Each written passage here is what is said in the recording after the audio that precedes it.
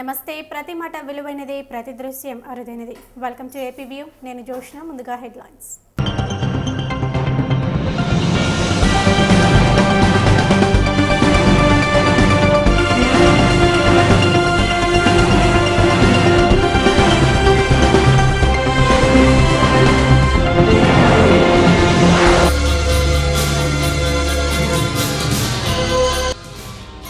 అనంతపురం జిల్లాలో ఘోర రైలు ప్రమాదం, 23 మంది సజీవ దహనం.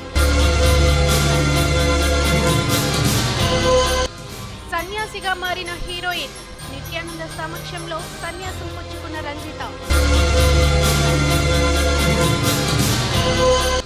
టీడీపీకి బ్రాండ్ అంబాసిడర్ గా బ్రాహ్మణి, కొత్త ఎత్తుగడలతో ముందుకెళ్తున్న చంద్రబాబు.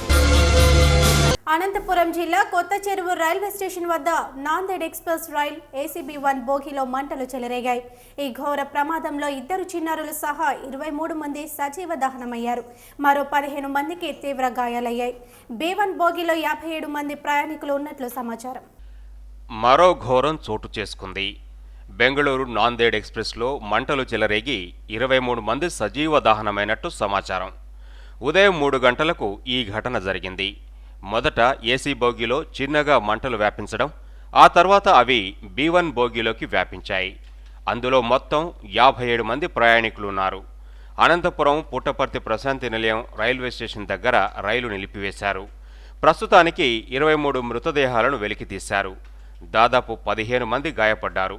వీరిని పుట్టపర్తి, ధర్మవరం, అనంతపురం ఆసుపత్రులకు తరలించారు. డ్రైవర్ నంబర్ ఏమి, బండి నంబర్ ఏమి, ఏం బండి?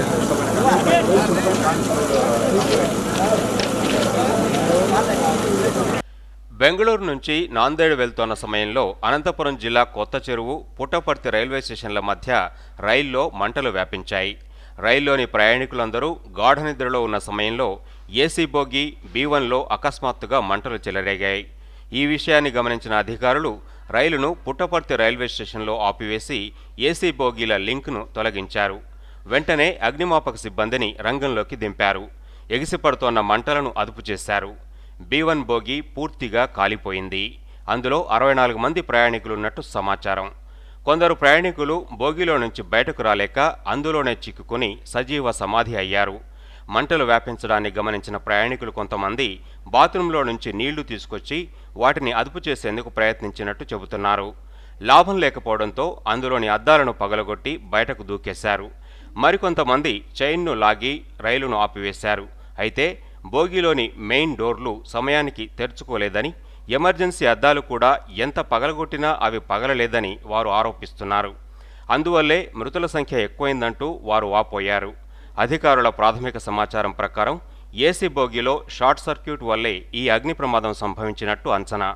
సరిగ్గా సంవత్సరం క్రితం చెన్నై ఎక్స్ప్రెస్ కూడా నెల్లూరు రైల్వే స్టేషన్లో ఇలానే మంటల్లో చిక్కుకుని 24 మంది సజీవ దహనమయ్యారు. ఇదిలా ఉండగా మృతుల కుటుంబాలకు 5 లక్షల ఎక్స్గ్రేషియా, క్షతగాత్రులకు 50,000 రూపాయలను ప్రకటించింది రైల్వే శాఖ.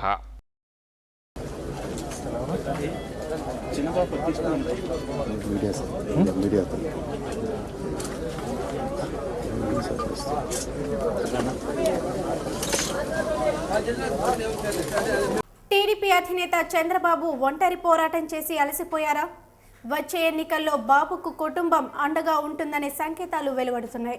సంకేతాలు నిజమే అంటున్నారు పార్టీ నేతలు. ఇందులో భాగంగా బాలయ్య కుమార్తె నారావారి కోడలు బ్రాహ్మణిని సిద్ధం చేస్తున్నారని పార్టీలో ప్రచారం జోరుగా సాగుతుంది. సీఎం అయిన తర్వాత 10 ఏళ్ల పాటు కంటిన్యూగా అధికారంలో కొనసాగడం, 2 సార్లు అధికారానికి దూరంగా ఉండడం చంద్రబాబు సారథ్యంలోనే సంభవించింది. 10 ఏళ్ల పాటు ప్రతిపక్షంలో కొనసాగుతున్న ప్రాంతీయ పార్టీని నడపడమే కత్తి మీద సాము కాగా, ఆ పార్టీ 3వసారి విజయ తీరాలకు చేర్చడం కూడా కష్టసాధ్యమైన లక్ష్యమే. అన్ని అంశాలను నిశితంగా పరిశీలించిన చంద్రబాబు 2014 ఎన్నికల్ని సీరియస్గా తీసుకున్నారు. అధికారంలోకి రావడమే టార్గెట్గా నిర్ణయించుకున్న బాబు అందుబాటులో ఉన్న అన్ని అవకాశాల్ని వాడుకోవాలని చూస్తున్నారు. ఇందులో భాగంగానే చంద్రబాబు ప్రజల్లో చేయించిన సర్వేల్లో ఓ ఆసక్తికరమైన విషయం వెల్లడైంది.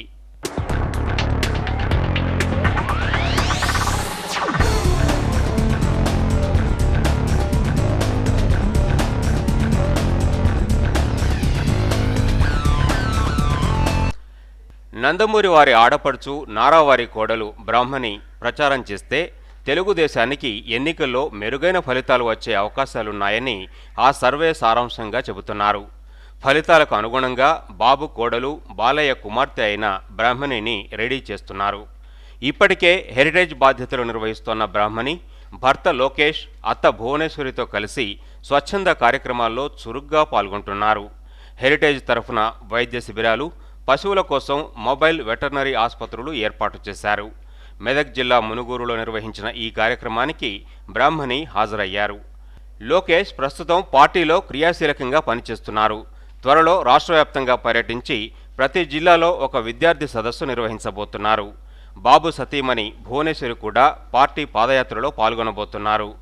ఉన్నత విద్యనభ్యసించిన బ్రాహ్మణి కూడా ప్రచారంలో సాగితే ఎన్నికల్లో ఓట్లు ఖచ్చితంగా రాళ్లుతాయని భావిస్తున్నారు. సినీ నటి రంజిత సన్యాసిగా మారింది. బెంగళూరు శివారు బిడితిలోని ధ్యానపీఠంలో గురువు నిత్యానంద సమక్షంలో సన్యాసం పుచ్చుకుంది. తన పేరును మా ఆనందమయ్యగా మార్చుకున్నారు. రంజిత సౌత్ ఇండియా హీరోయిన్. ఆ తర్వాత రాసలీల నిత్యానంద వ్యవహారంతో ఓ వెలుగు వెలిగిన భామ. ఇప్పుడు తాజాగా సన్యాసినిగా అవతారం ఎత్తి ఆనందమయ్యగా మారింది. ఇక తన భవిష్యత్తంతా స్వామి సన్నిధిలోనే అంటూ ప్రకటించేసింది. అంతేకాదండోయ్, తనను ఇక నుంచి రంజిత అనే పేరుతో పిలువవద్దంటూ కోరుతోంది. సన్యాసం పుచ్చుకున్న తాను ఇక తన శేష జీవితమంతా స్వామి సన్నిధిలోనే గడుపుతానంటూ సెలవిచ్చింది.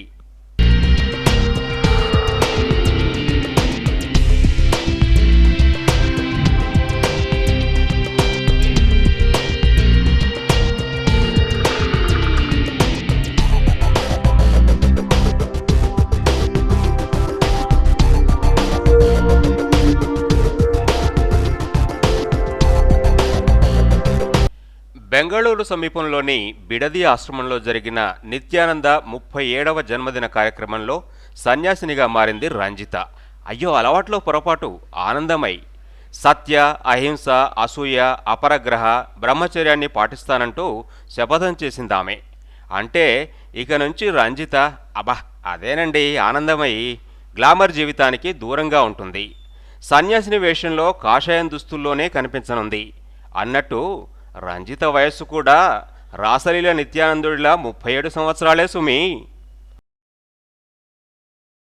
ఇప్పుడు ఒక షార్ట్ బ్రేక్ తీసుకుందాం. Stay tune.